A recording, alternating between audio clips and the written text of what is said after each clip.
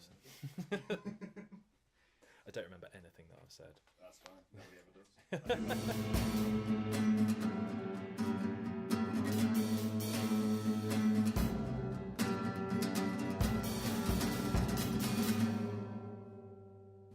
Welcome to Yellow Concrete Podcast. Thank you very much for having me. It's alright, for anyone listening, watching, we've got James with us, who, again, I do this every time. I'll describe you as a musician. Yeah, I think that's fair. But is that what you describe yourself as? Kind of a jack of all trades and a master of none, Yeah. kind of thing. Spoken word artist, probably what most people know me as. Okay. But yeah, like spoken word artist, music producer, musician, thing, and digital artist to a certain extent. Okay. Yeah. Yeah, I mean, I think this is the problem with, like, especially the last few podcasts I've done, where I've met people, but only through, like, one aspect of their life. Yeah. Obviously, I met all the people from Witter Mm-hmm. doing women in the art stuff, and I met different poets, and it's like, well, yeah, they do painting and stuff, and it's like, yeah, but I literally know Just that. this little minute part of you, which I've kind of done, which brings me to my first question, which is, how long have we known each other, James? I think it's 3 weeks today. I know. Yeah. That's not a long time. It's not the shortest I've had. Like, Yeah, like 20 minutes. Yeah, knowing rocking up and 20 minutes in. No, it's been 3 weeks. I was, again, it's interesting again just to kind of have people who I've not known very long come chat. Yeah. Because you just get a different insight into how people. I guess it's a bit more of an investigation, isn't it? You can dig a little bit. It does become slightly more interviewing. Yeah. Of what do you do with your life and how do you spend your time?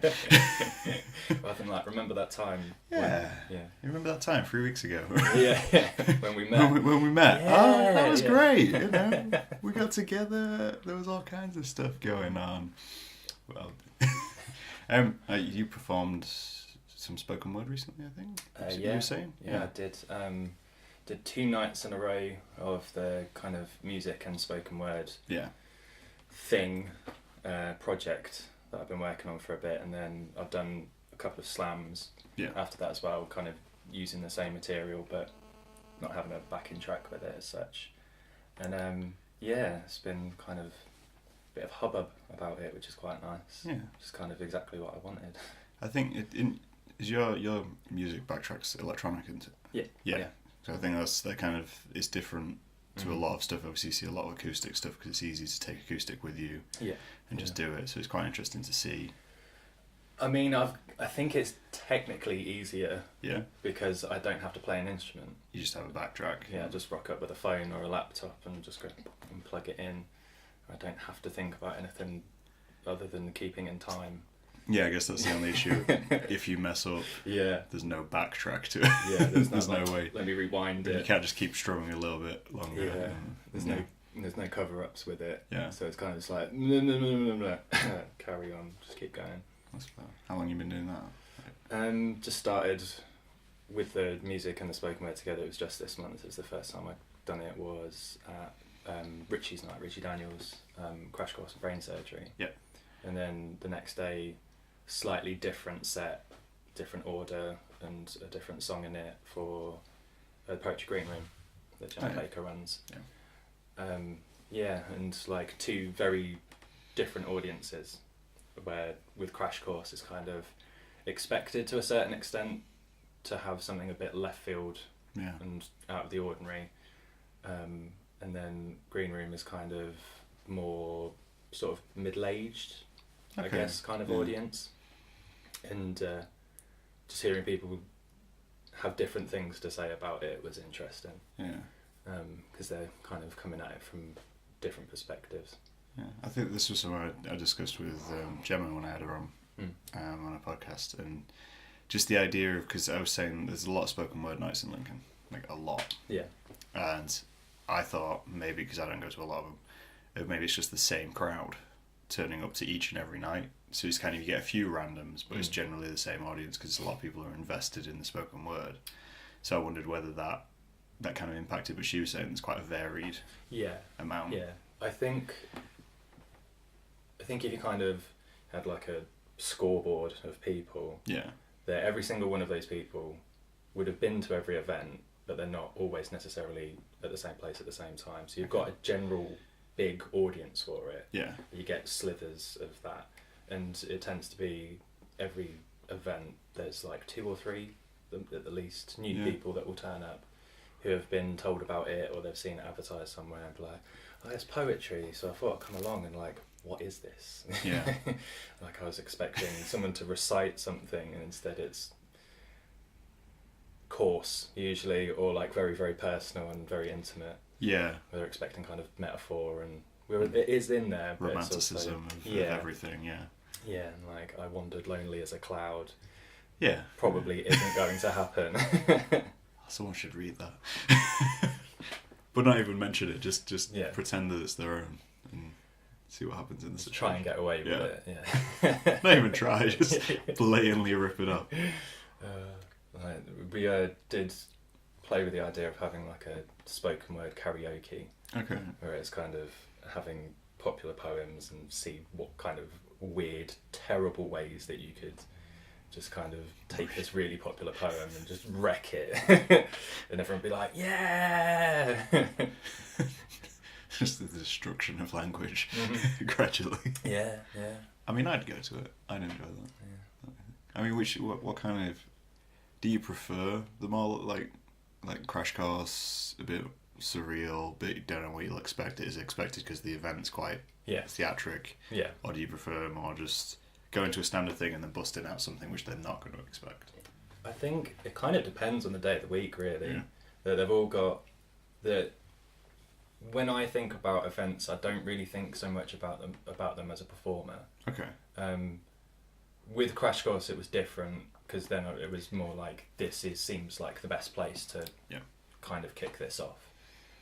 Because I am doing something that's different, at least locally anyway. But generally I kind of go more as an audience member, to kind of just see what everyone else is doing. Yeah. And to hear stories, really, because that's what it seems to be at the moment, is there's a lot of kind of poetic storytelling that's happening, and it's nice to hear just different viewpoints. Yeah, so I think there's a good range. Mm-hmm. It is one of those things of I do try to get out to them, but obviously working nights it becomes a bit awkward, so you never really know what to expect. And I think especially to the general public who don't attend a lot of these things, there is very much an attitude of it's going to be this romanticised thing, or it's going to be a little bit awkward.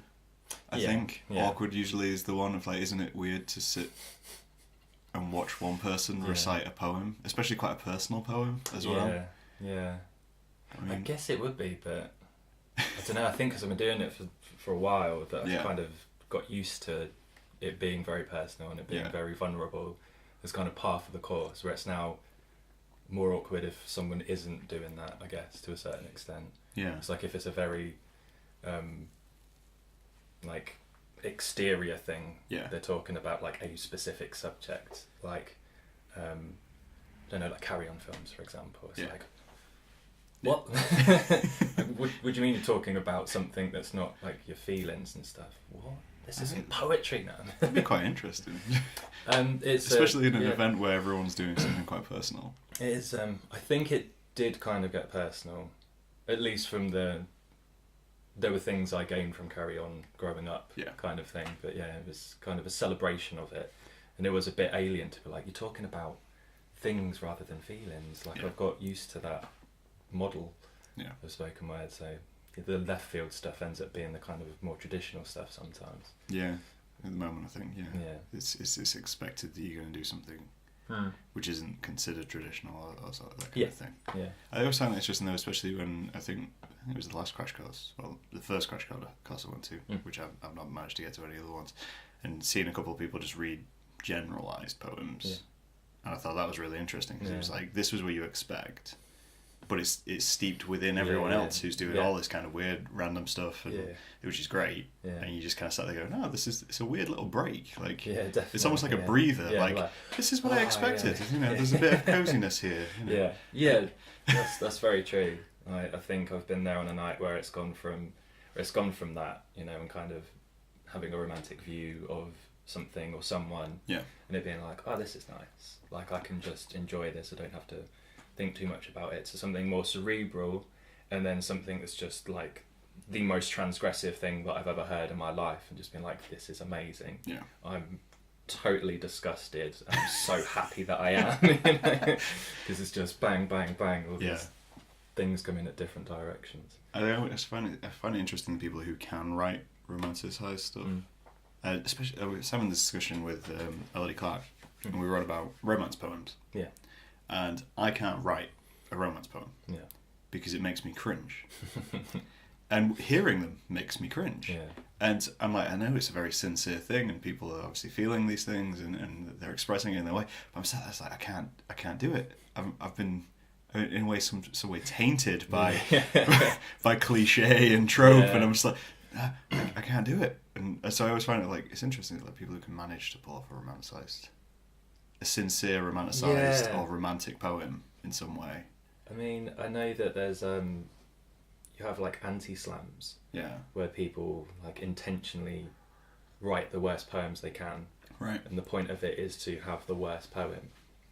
And there are some who kind of who take on personas, and I'm sure, I can't remember the name, but there's one who does like the most cliche written kind of overly romantic poetry. Yeah. And it's like, because they're doing it, even though it's kind of ironic, it's also earnest at the same time, because they're trying really, really hard to write the most cliche yet most romantic poem ever. So it's like, I think you can kind of bypass it if you become doubly cynical about it.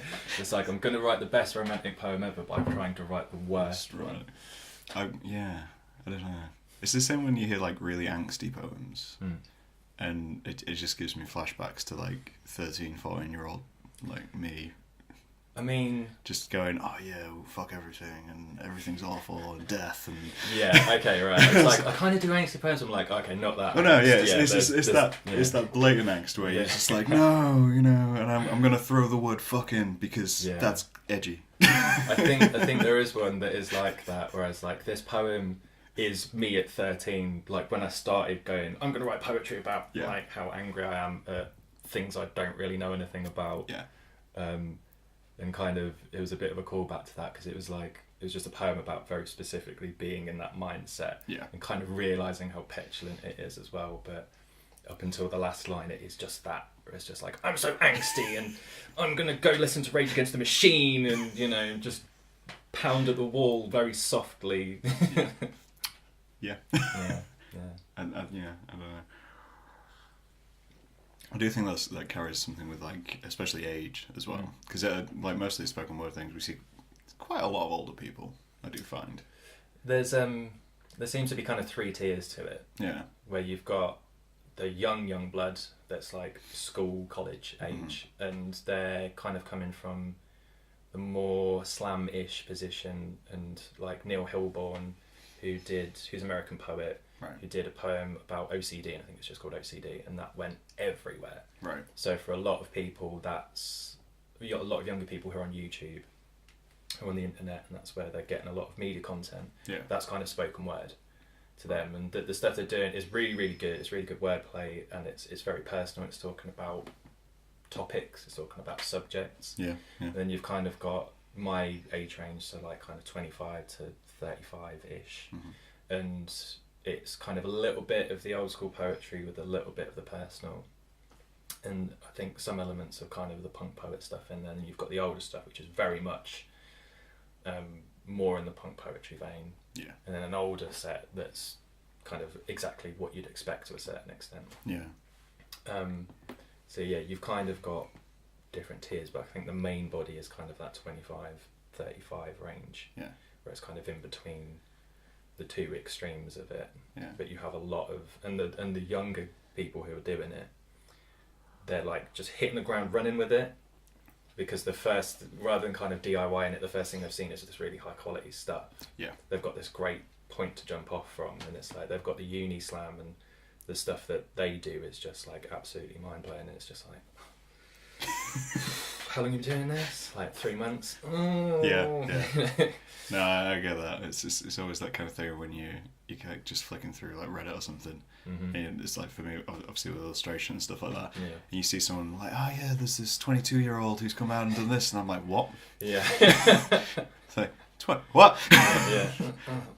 Okay. Like, congratulations on all your talent and, and inspirations and all that kind of stuff. Yeah. That's why I stopped trying to illustrate. Just was going on like DeviantArt, I think, at the time. It's just like, that face probably works in both contexts of DeviantArt, where it's like, wow, that's really good, and wow.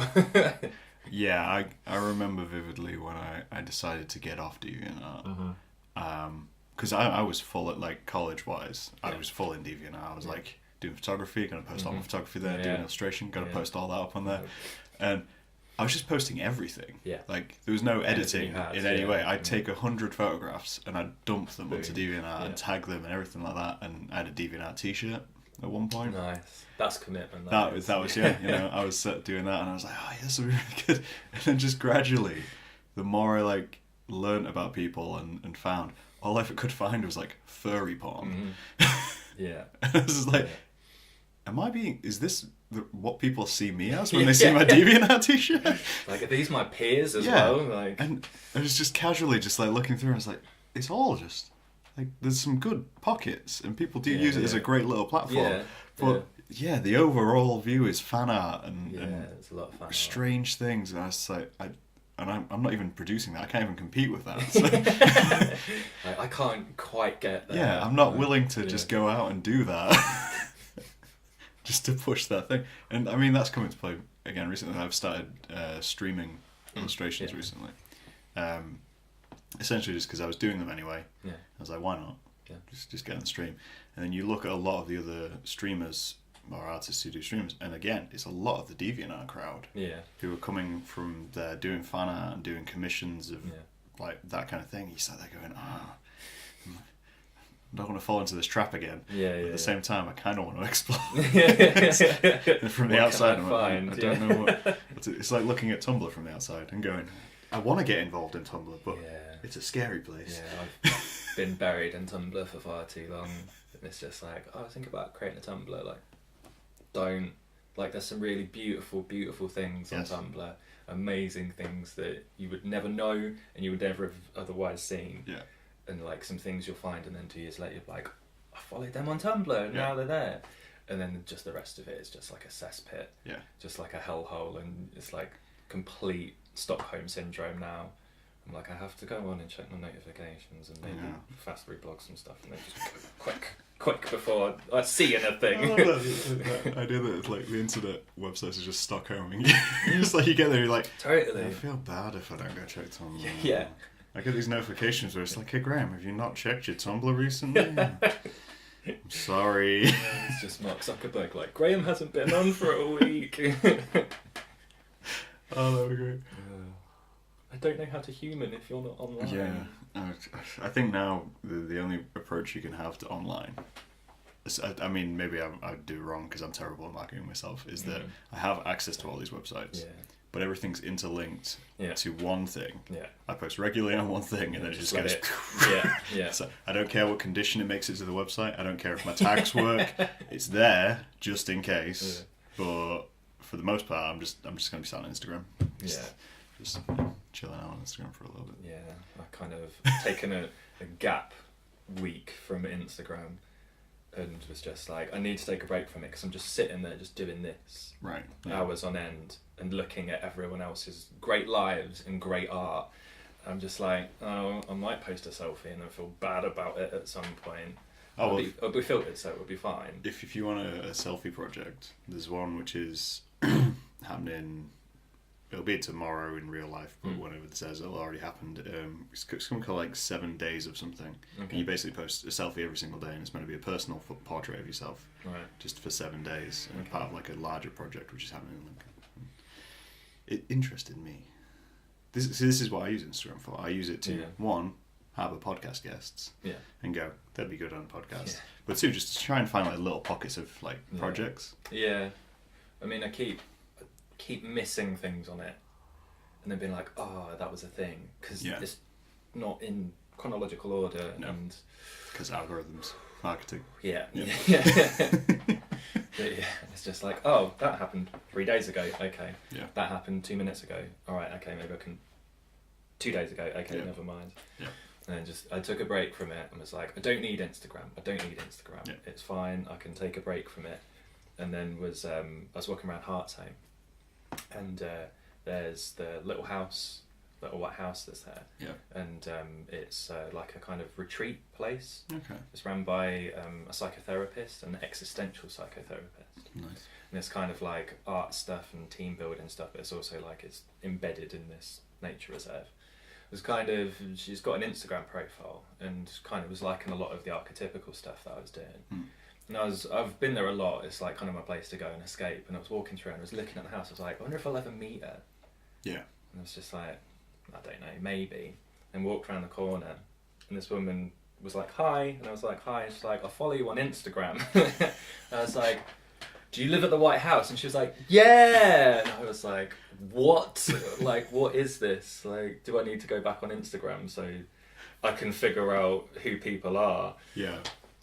And I was just like, and she was like, I bought your book. And I was like, oh, thank you. And then she was like, it's a really good piece of work. And I was like, a psychotherapist said my like Carl Jung book was good. Yeah. Like, thank you for your validation. And then was like, are you a psychotherapist? And I was like, no, but thank you. It's just like, what the hell is this? Your head swelling at the back of this, like, is incredible. Don't ego boost. Yeah, it's just like really bizarre. It was literally like, I wonder if I'll ever meet her, and then walked around the corner. Yeah, and she was there. Instantly there. Yeah, it's just like, that's so fucking bizarre. It's a little bit bizarre. Yeah. I mean, obviously, I ask guests to bring a subject to these podcasts, and now it kind of brings us on to that in the discussion of your work. You want to discuss catharsis. Yeah. In what sense? I think just kind of when people talk about art in general, but more specifically with me, like poetry, like what it is I get out of it and why I started doing it and stuff like that. The word that always comes to mind for me is catharsis. Yeah. You know, that feeling of like having emotions and being able to do something with it, rather than letting it all kind of fester. And then kind of thinking about it that generally that's probably on some level the case with most people. Yeah. That there is something when they're having a creative project of some kind that they are trying to say something, trying to express something. Yeah. There's a poet philosopher called Jason Silver, and he does these little things called shots of awe, and they're like 3-minute like free association rambles basically. Okay. And one of them was like the difference between the artist and the neurotic. Right. It's like essentially they're the same person. Yeah. But what happens, they're like sensitive to the world, and like they take all this information in, whether it's like emotional information or like physical information, and the artist takes it all in and then they puke it back onto the world basically. So it's like, oh, this is too much technical, go on, have it back, but here's my version of what you've given me. Yeah. But the neurotic doesn't have like that release. Okay. So it just ends up trapped in them and they can't escape, and so it's that kind of thing. Yeah. Like just in general, that art seems to be a way for people to get rid of it. Yeah, I agree. I think art. I mean, I always say there's like 3 sides to art. You've got creators who are people who follow a brief and can make something beautiful. Yeah. And they will go out of it. And then there's creatives who just need to do something. Yeah. They need to do something, otherwise they'll frustrate themselves. If they're given a brief, a lot of creatives can be frustrated by a brief if they don't know how to twist it and make it just whatever they want it to be. Yeah. I think I'm probably one of them. And then you've just got stuff which is nothing. It's just happens to be there, and it's more of an advertising aspect than anything else. But I always think it's definitely something which is fully embraced in cathartic expression. But the question there would be because I know a couple of people who do art therapy. Is can you teach art as a thing for people who would be neurotic as a way of coping? That is the question, I think, that is that line between the neurotic and the artist like thick and there and it doesn't go away, or is it something you can wash away, that the neurotic can become the artist? I mean, I think from a therapeutic perspective, yes. Okay. Like, I think using it as a therapeutic tool and using it to get something out, I think, yeah, you can not even teach it necessarily, just let people do it. Mm-hmm. But I think from a more kind of academic or critical perspective, the answer would probably be no. But fuck that. Yeah, I agree. I think you can teach someone to be a creator. I think if someone has something in there, like you say, using it as a tool, there's like a management technique in your head to go, well, I can do this, and this helps this, and that kind of thing. But yeah, I, in some ways, I don't think you can teach cathartic expression completely to the point of where an artist has it, where it's like, it's instantaneous. I think it's always going to be something for someone who wasn't naturally doing it. It's always going to be something where they have to think about it. They have to kind of trigger themselves into it and go, okay, I'm experiencing this, so I'm going to go need to do this. Yeah. I mean, I don't know if that would last along with muscle memory, of in some way, like mental muscle memory of being like, oh, I'm doing this, well, this is just, I'm automatically doing it. Yeah. Like, I don't know, it's like the idea of like automatic catharsis seems a bit scary, I guess. You know what I mean? That it's just like, emotions, bleh! And like, I've just made something and it's done, and then I just carry on. Like, I don't know, maybe I feel like it has to build. Okay. Which isn't necessarily like the most healthy way.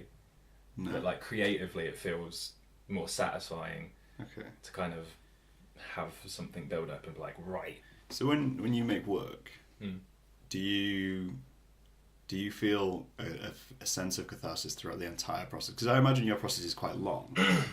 With the idea of making a track or something, and then scripting something, and then thinking about performance and all that kind of stuff. Or do you just get that cathartic moment at the end where you're like, yes, I've come out and I've done it and it's awesome?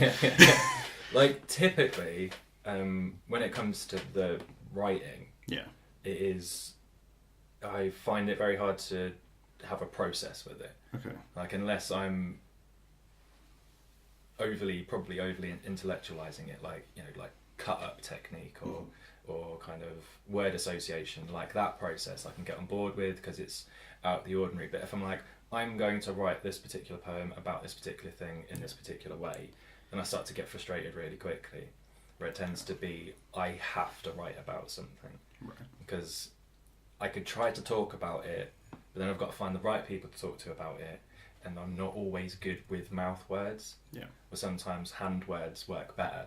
Yeah, typically they do work better, so it's kind of like, oh, I need to like get this out, so it's like open word, and kind of type it out, and then maybe edit it later at some point, maybe just leave it and be like, it's stream of consciousness, it's a perfect piece of art as it is. Yeah. And then just be like, right, okay, yeah, I feel better, and then it goes away for a bit, and then I kind of go through the thousands of documents and be like, what is this? Why have I called it this? And like, oh, okay. Yeah. I was feeling like that apparently at that point. Yeah. And then with the book, it kind of came to just kind of collating it together. Spilled tea all over myself. But with the music, it's kind of, that's way more kind of improvised and ad-libbed. Okay. Where it's kind of, I'll just open up the software and I'll just kind of compose by ear, or just like flick through different settings and different instruments and try and find a sound. And I'll go, ooh, yeah, okay.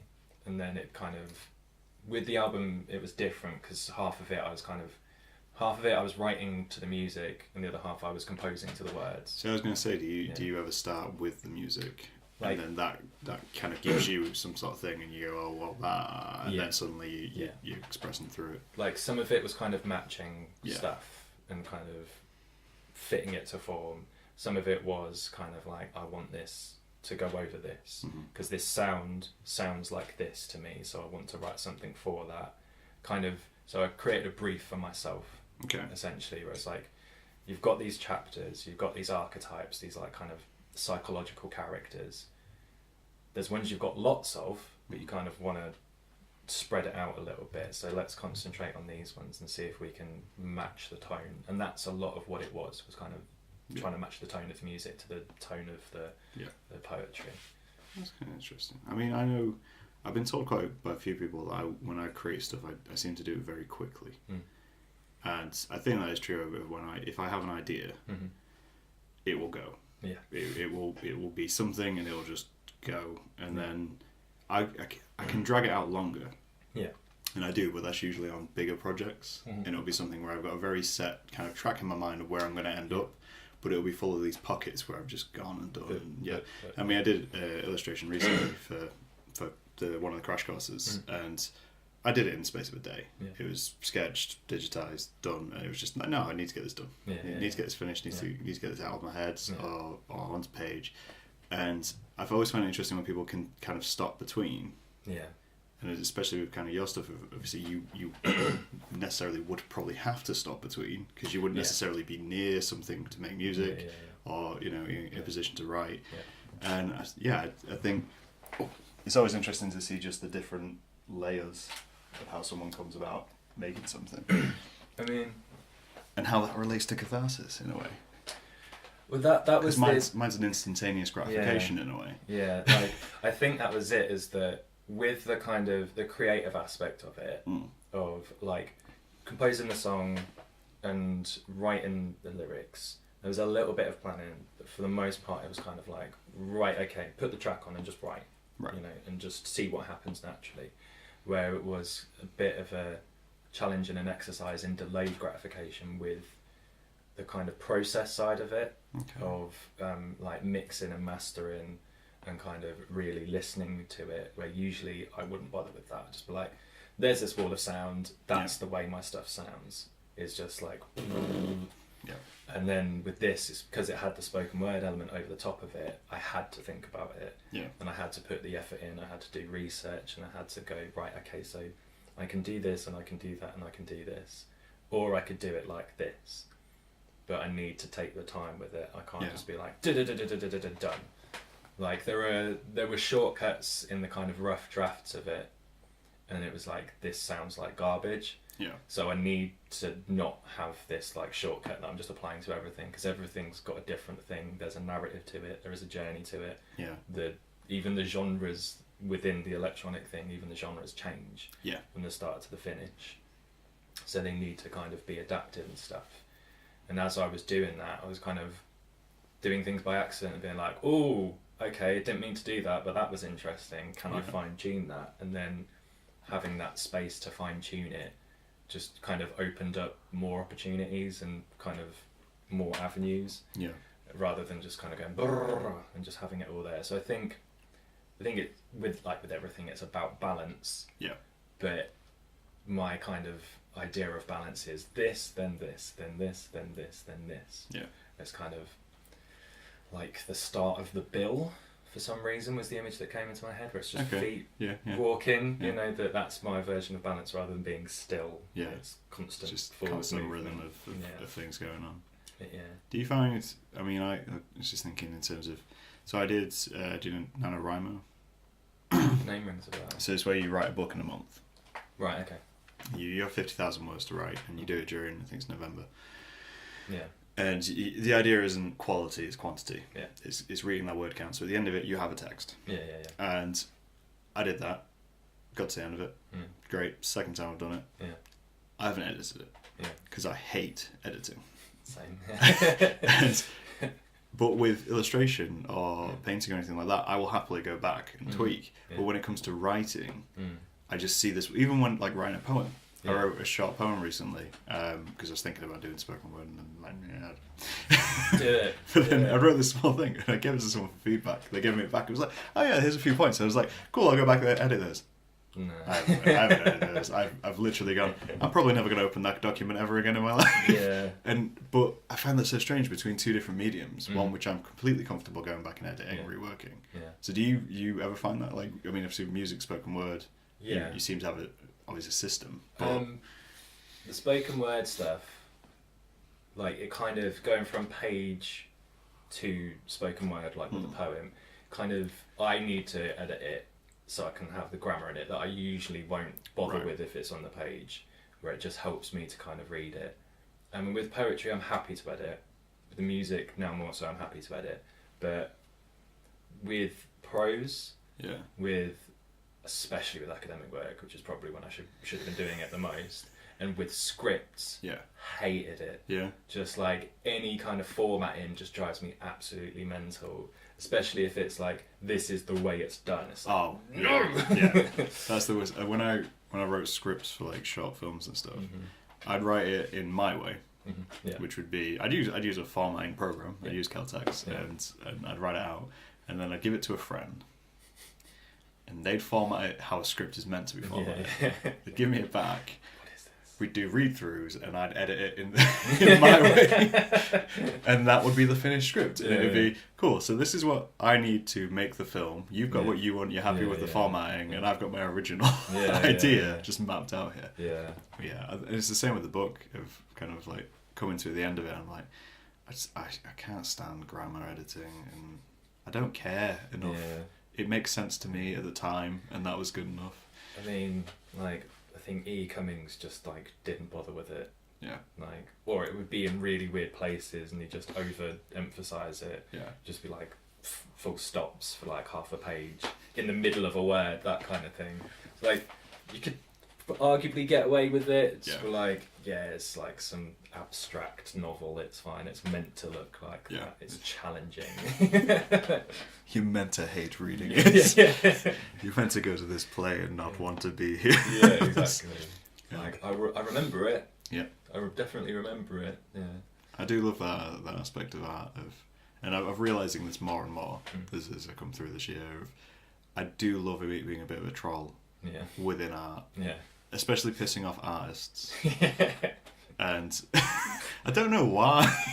I think it's maybe easy, maybe. Yeah, I think maybe there's part of me, because especially with artists, they expect to be able to handle anything in a way, because they're going, oh no, I do abstract, I'm avant-garde, and I can take a subject, and I'm comfortable with all these things. And I'm like, but there's got to be something which just tweaks you a little bit, and whether it's my grammar or how I pronounce this.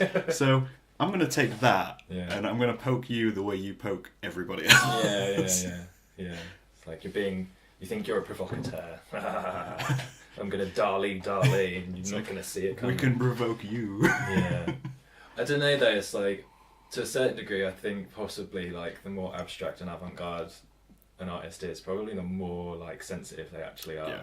That they've got to kind of just blanket replace reality with like something completely different. Like, this makes sense to me. This is how I see the world. It's like, well, the leg's a bit wonky. Like, what? It's meant to look like that. Is it? Is it? No. Okay. I haven't done it like that, but I mean, I think I've got a love for like formalised things as well. As much as I hate kind of doing things in structure myself, I have an absolute passion for looking at something which is completely uniform and going, that's great. That's completely... And I love how much it provokes people when it's not quite completely uniform.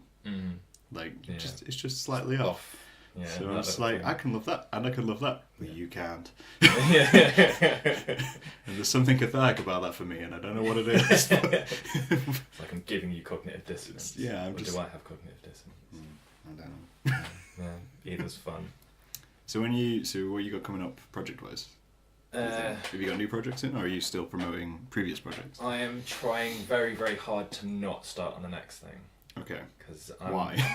terrible for it. Okay. I've kind of been like, that's done. Like the book that I've got out now started the day after I published the first one.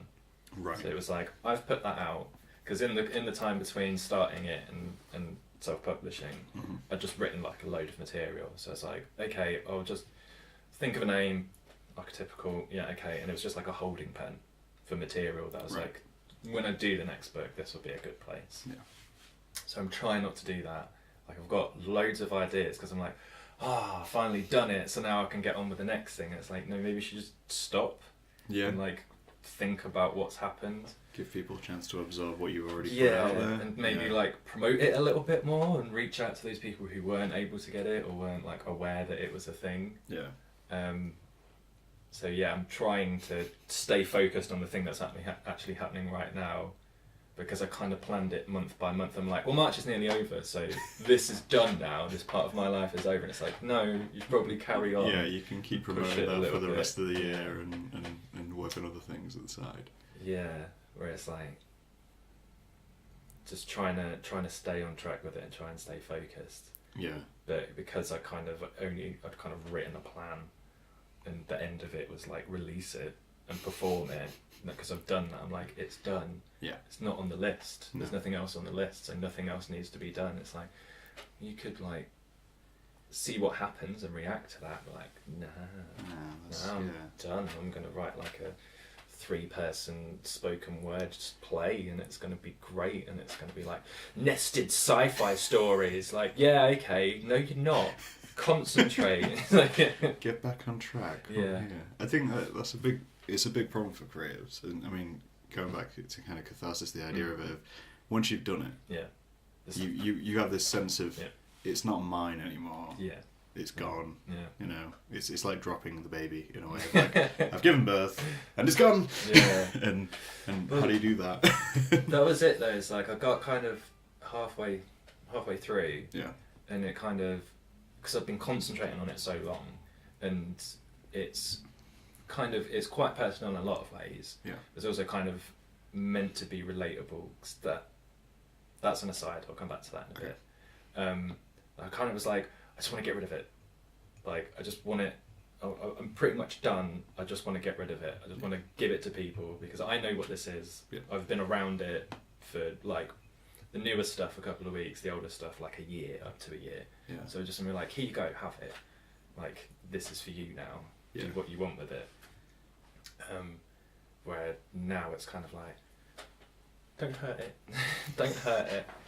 But like the personal relatable thing, which again I think relates to catharsis to a certain extent, is especially in the spoken word thing, we were talking about how a lot of it is kind of like vulnerable and open and honest and stuff. That there's, I think, a lot of people who are just starting out, and even people who've been doing it for a while, are kind of worried about doing personal stuff because they feel it's a bit egotistical. Yeah. And they're like, oh, I'm talking about me, and all these people are watching me talk about me. But the thing I found, and generally people seem to agree with, is that the more personal it is, the more relatable it ends up being, because it ends up being this thing of like, oh, thank fuck it's not just me. Right, okay. You know, that someone of like, this is like maybe a bit weird, and like maybe I'm mad or nuts or like just damaged, and like this is what happened or this is what's happening. Yeah. And people are like, yeah, I get that. Thank you for saying it, because I would never have been able to say that.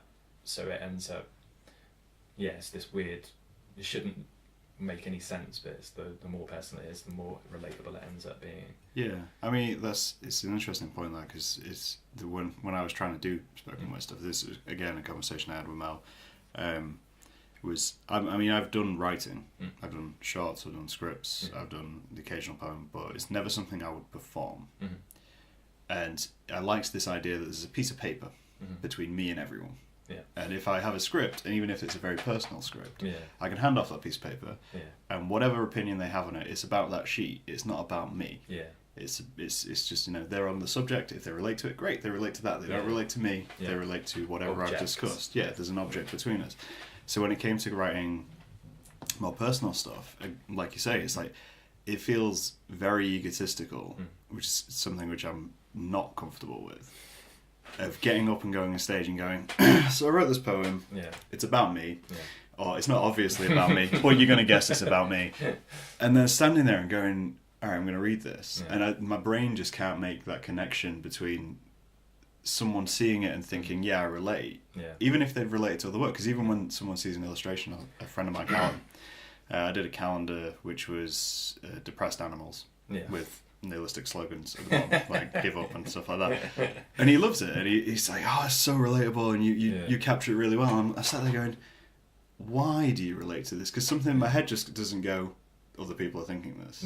Even if they're saying it, I'm there thinking, I don't understand why you like this. I just can't make that connection. So when it comes to performance, I'm like, even if someone came up to me afterwards and like, I really enjoy it, I'm like, why? What do you mean? Like, how? I wrote that and I didn't enjoy it. I think that's probably part of it, is that like you're putting yourself in the position of an audience member watching yourself. Yeah. And you're like, I don't like it, so why would anyone else like it? So if I was watching myself, I'd be like, no, fuck this guy. Yeah.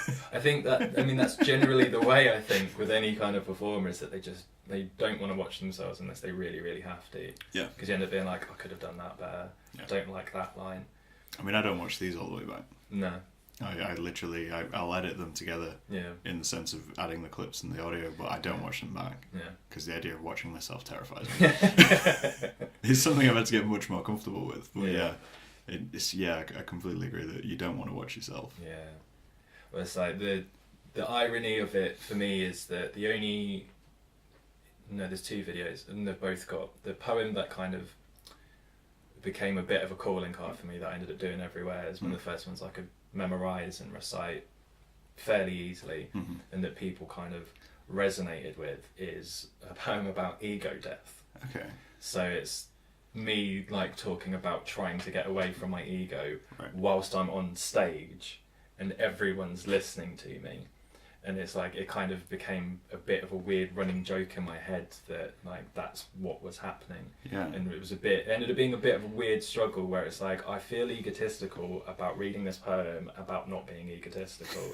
So what the hell am I supposed to do with this now? Just trapped in the meta of what I've created. It's like I've meted myself out of like enjoying my own poem, and it's like it's the video, like the high quality video, that when it comes to like getting gigs and stuff that I'm sending out everywhere. Yeah. And I'm like, don't know how I feel about this. Yeah. That, you know, I'm like, I've got a video, and it's like, I don't have an ego. It's not. It's like, I do have an ego, and I'm trying desperately to get away from it. But it's just not happening, and it probably never will.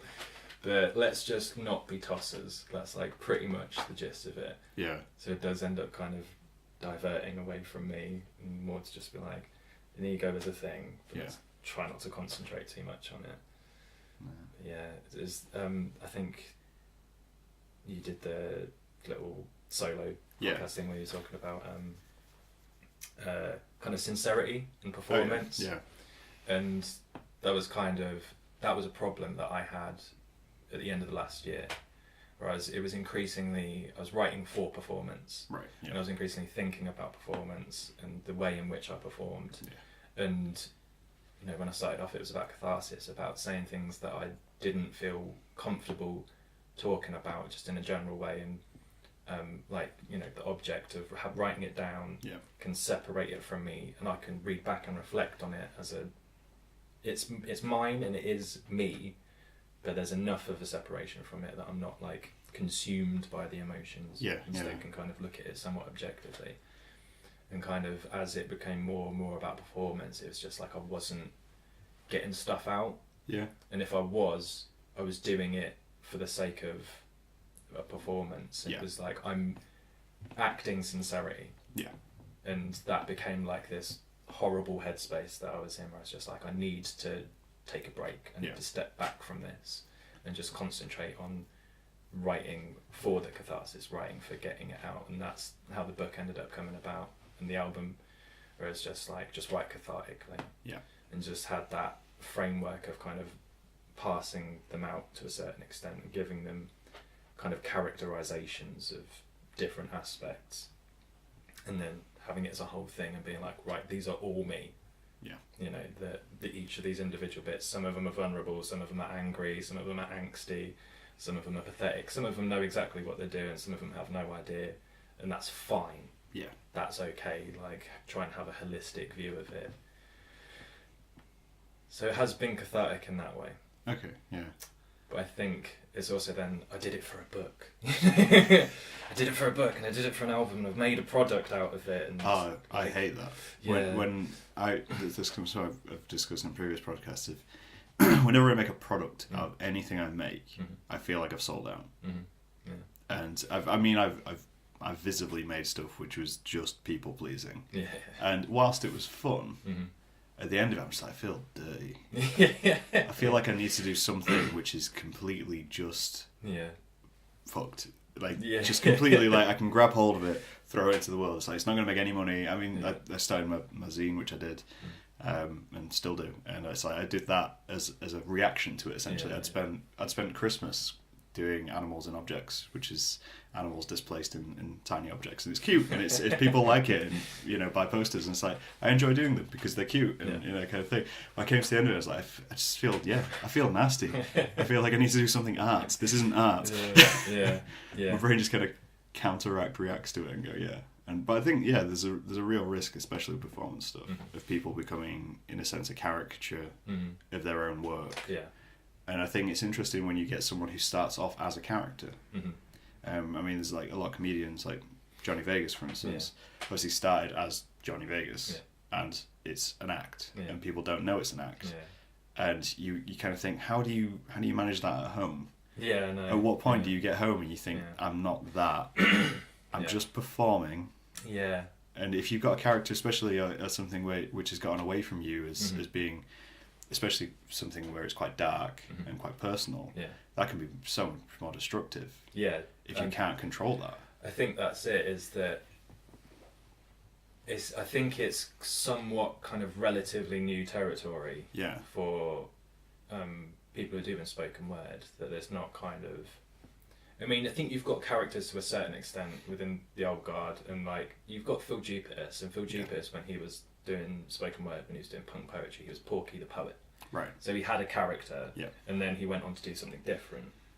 It's like as there's more kind of notoriety and there's more attention on it, it's like it feels like it's inevitable that there's going to be that separation. Where it's like you're going to have what people expect of you as an artist and an identity that has, and then what people expect of you as like natural human being, and how people will conflate the two. You know. I think that's why it's in a way important. So many people adapt stage names. And adapt like monikers and stuff like that, because you need that separation. That eventually you can just come away from it, and then if you want to go put it back on, you go and you put on your cloak and you go out. Well, that's it as well. I think because spoken word is so like I'm here and this is me talking. That there's possibly even more of a worry about that. That you know that they are so similar, and people won't necessarily think of it as a stage persona. In the kind of traditional way, and like you know the comedy thing is like it's probably a good place to look, because it's kind of it's similar in a lot of formal ways. You know, it's the spoken word is essentially stand-up poetry, but with a respectful audience. You know that you're unlikely to get heckled. The worst you'll get is kind of just like stony silence at the most, where most of the time you kind of want that because you know people are paying attention. Which is kind of unusual and it's really daunting at first, but then over time you get used to it. And then you've got musicians as well, and like the more elevated they are, the more that seems to be a problem. And like if you are renowned for kind of dark material, you can get really, really trapped in that. It's like, you know, like my biggest influence creatively is Trent Reznor from 9 Inch Nails, just like kind of from a business perspective as well, because he just does things in a way that other people don't really seem to do things, but like his persona for like the entire 90s was like dark gothic overlord, leather trousers, S&M gear, candles, you know, and like it drove him to nearly kill himself in the process, and that's, you know, that's been repeated over and over and over again. And then like a lot of the later material he's done is kind of reflecting back on this like persona, and being like, that's not who I am, but it's also totally who I am. Because without me behind it, that couldn't have been there. It's just part of me which I dragged out, put on display, and it got bigger than me. Exactly. And so I had to come back to it. It's like the first chapter in the book. That's what that's about. It's about like the masks that we kind of put on for the people, whether that's kind of an antagonistic forwards one, or whether that's kind of a shielded, I'm not vulnerable, I'm fine kind of thing. Which I think, I don't know, kind of I think that's probably a bit of a male thing to a certain extent, that there's more of a leaning towards the shielding defensive persona when it comes to emotions anyway. I think when it comes to emotions it can be, but I think from a kind of female aspect, as much as you have a lot of like male artists who have quite a dark persona, you don't get many light-hearted male personas, which get carried away. Yeah. But then you look at Robin Williams, who was the lighthearted, he was the funny guy, and then he was obviously dealing with a lot of issues. But on the like the flip side of it, when you get a lot of female performers, because they get empowered to such an extent, and when, especially at the moment where empowerment comes along with sexuality and all that kind of thing, they feel like they need to live up to that kind of thing. I mean, you think of like Amy Winehouse, if she just went on and up and up, and then obviously it was too much, and you kind of, at some point you kind of sit there and go, were you trying to compete with your own self-image in a way? Because once you do that, that's where you're in trouble. And it's like a weird, I don't know, in a way it's the dark mirrored side of catharsis, which you know people worry about, and that's why they don't do it. I mean, like I've been there where I've been like, is this too much? Is this, or is it just too much of this? You know, it's like, if I keep hitting this drum over and over again, are people gonna join in? I don't necessarily want people to join in. Like if they need to, I'd like for them to be able to feel comfortable to do it. But I don't want it to be like become a fashion. You know, of everyone being dark and discontent, because it's not necessarily necessary. I mean, would you, let's say obviously down the line, if you started getting recognition for your work and that kind of thing, would you worry that... Yes. It's generally... Not in general. Yes. But like, because there's always that thing, especially with, so like rap performers, obviously a lot of their iconography relates to violence and abuse and stuff like that, and you get a lot of rap songs later on in their careers where they're like, I didn't realise. I didn't realise that this was going to go so big, that kids would pick it up, and they would hold it so dearly to them and try and imitate that. And do you think that could happen with something like spoken word, where you, like with Tremor, isn't it? Where you see someone who is this icon of dark, and so, would you be like, oh, but shit, if someone grabs hold of that and takes it the wrong way and they don't realise this is a performance, would you feel culpable for that? I think I probably feel some level of responsibility, I think I try to keep it as balanced as possible, that even if it is somewhat dark and discontent, I'll try to have something that's putting some kind of positive lilt on it, or some kind of way out of there, that it's meant to be in a continuum, you know, it's not meant to be taken as an isolated thing, which is obviously where potentially a problem can come in. You know, if someone just listens to one thing and it's not put into a wider context, that thing can be taken. Like there's a lot of like I wrote about satire. That kind of satire and spoken word, that because there is this idea that it is personal and it's honest. That if someone does a satirical like character and people don't realise that that's what's happening, if they don't set up a character, they don't explain it, they just do this satirical piece, the people might take it seriously. And be like, that's how we should feel. Because I wrote a piece that was kind of from the perspective of like a kind of BNP yell kind of perspective, and it was like obviously satirical, like, but at least by the time it gets kind of the middle, the statements get more and more outlandish. Within certain parts of the internet, still within the realm of possibility, but then kind of the end is like very self-reflexive, and it's obvious, like that it's a characterization, and it's like I'd like to do it, but also I could get thrown off stage in the first 15 lines, because people are like, what? What are you doing? It's like, hang on.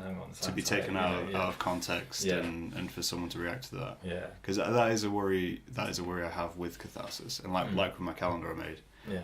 If you look at it as just, this is something to inform people, it's essentially just a document on how you should be depressed and kill yourself. But if you take it in the context of, no, it's an artwork and it has all these things.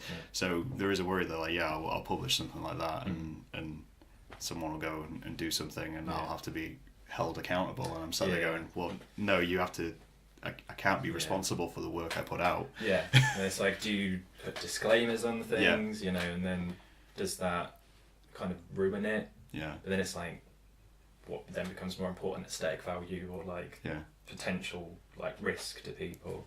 This is as valuable as catharsis is. There is at some point, I think, maybe you kind of just have to Especially if you become into... Maybe it's that balance between doing catharsis and then audience catharsis. Yeah. And performance and products and that kind of thing. Yeah. And deciding where you sit, I guess.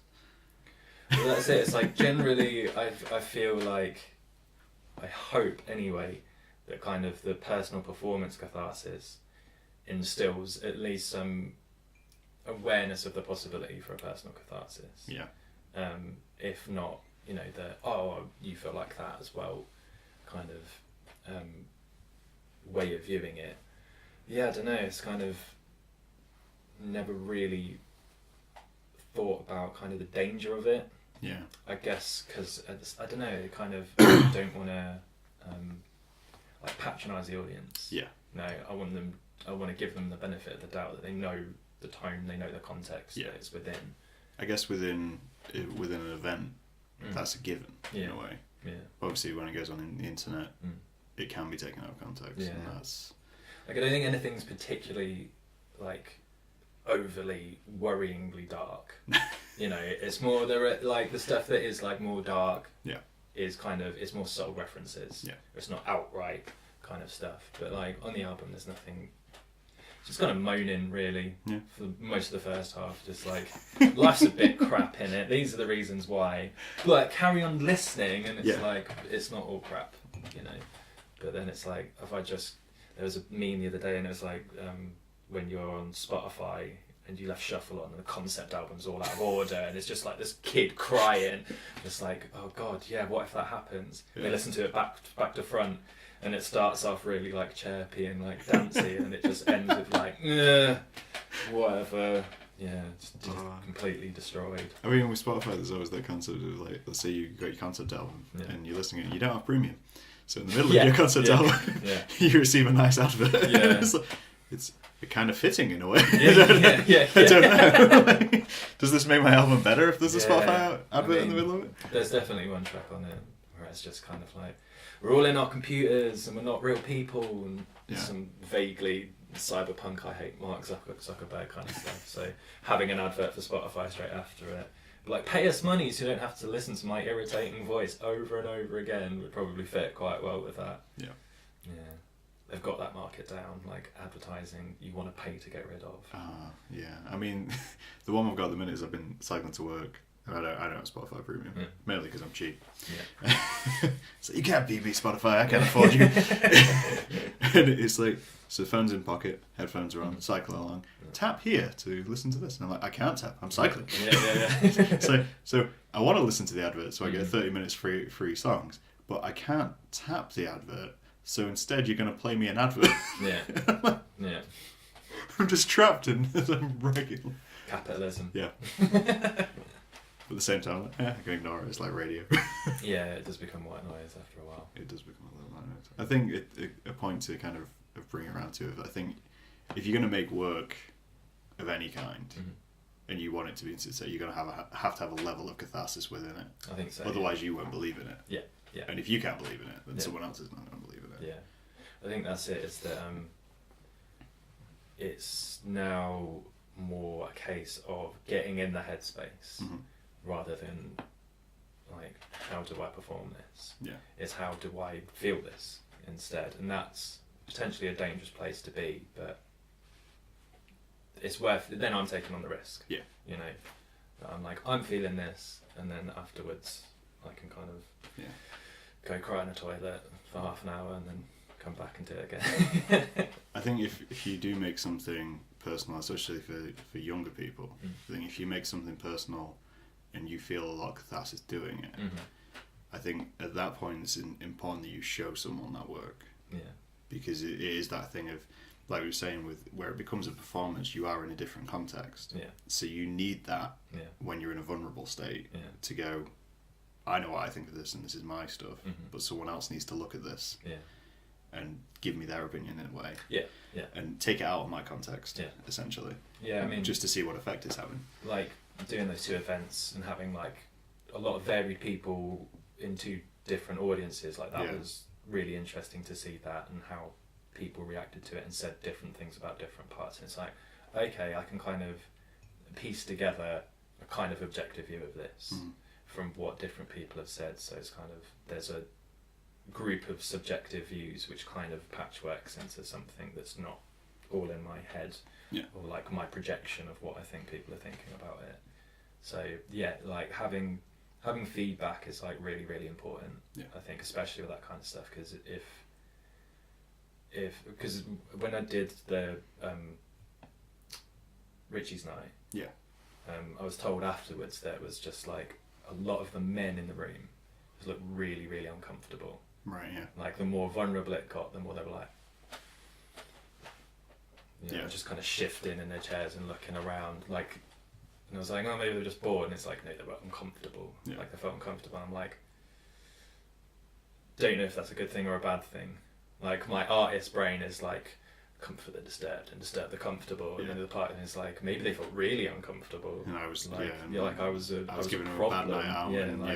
It was painful. But then, like, at least 2 of them came up to me and were like, that was really, really cool. Yeah. Like, that was really, really interesting. Like to see you do it again. So it's like, okay, they appreciated it. They like felt the discomfort and was like, oh, it made me feel something that was important. And whilst I couldn't deal with it at the time, that's it. It's like, I think discomfort can be kind of much maligned to a certain extent. Where it's like, when it goes into pain, then it's a problem. Yeah. You know, but I think discomfort can kind of make you realise certain things where you're like, I feel uncomfortable about this and I didn't realise I felt uncomfortable about this. I should probably look into this and be like, why do I feel uncomfortable? Yeah. Well, it's probably this. Oh shit. I think leaving a spoken word night going, oh shit. That is the reaction everybody wants. Yeah, it is. Like if I leave a spoken word night and I'm not like, I feel a bit like tender, you know, then I'm kind of like, that wasn't very good. Like, if it makes me laugh, then I'm like, okay, all right, I've got something out of it. But if I'm not like, that opened my chest up and punched me straight in the heart, then I'm kind of like, it was all right, it was okay. Didn't feel any catharsis. No. I'm sorry, I just couldn't relate to your poem. Yeah, you're just like happy and content. You're too well put together. Yeah. Like, I don't know, like that would be really confusing. I think that would honestly be really confusing. You'd just be like, I picked up the post today. It was bills. I'd love to write a poem I paid like that. them. I'd happily read a poem. Just like normal, just like completely normal. Just a complete, just static view of what actually happened within a day. Yeah. And at the end of it, just, I'm happy. Yeah. I'm okay. I'm okay. I'm content. Saw a dog. That was nice. It made my day. Yeah. And, I went to work at post office and it was good. That's beautiful. Yeah. Okay, I think that brings us nicely around to the end of this. Do you want to give a final plug for your book for people out there? Yeah, Archetypical. You can find it on Amazon, and then the abbreviation.bandcamp.com is where the album lives at the moment. Trying to get physical copies sorted out, but Amazon aren't happy with me at the moment, so that's being a massive pain in the arse. But don't piss off the overlords at Amazon. Yeah. I think they're trying to work out like how much money they can avoid paying me. Right. Okay. And it's like the model's a bit messed up, but yeah. The abbreviation.bandcamp.com and Amazon Archetypical. Magic. Well, thank you for coming, James. Thank you for having me. And we'll talk to these guys later, I guess.